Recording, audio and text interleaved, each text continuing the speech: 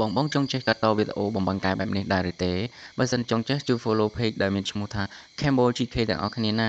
ហើយជាការលើកទឹកចិត្តជួយ like share ទាំងអស់ហើយអរគុណដល់បងដែលចូលចិត្តវីដេអូបងអូនជូនពរឲ្យបងមានសុខភាពល្អទៅណាមកណាជួបតែសុភមង្គលគ្រប់ពេលវេលាណាឥឡូវមិនបងអង្គយូរចូលទៅក្នុងវីដេអូកាត់តទាំងអស់គ្នាតោះចូលទៅក្នុងកម្មវិធី Milo ទាំងអស់គ្នាដើម្បីកាត់វីដេអូណាអូខេចូលទៅវីដេអូទាំងអស់គ្នាបន្តមកទៀតយើងជ្រើសរើសយកវីដេអូដែលយើងចង់កាត់ណាបងអូខេឧទាហរណ៍ខ្ញុំយកវីដេអូមួយនេះចុះបន្តមកទៀតគឺឡើងមុខមាត់បែបនេះយើងហូរទៅខាងក្រោយយើងយកវីដេអូដែលយើងចង់បាត់ហ្នឹងយើងកាត់វាត្រឹមហ្នឹងទៅបន្ទាប់មកកាត់ហើយយើងឃើញអក្សរ Q នៅខាងលើអក្សរ save ហ្នឹងយើងចុចទៅវា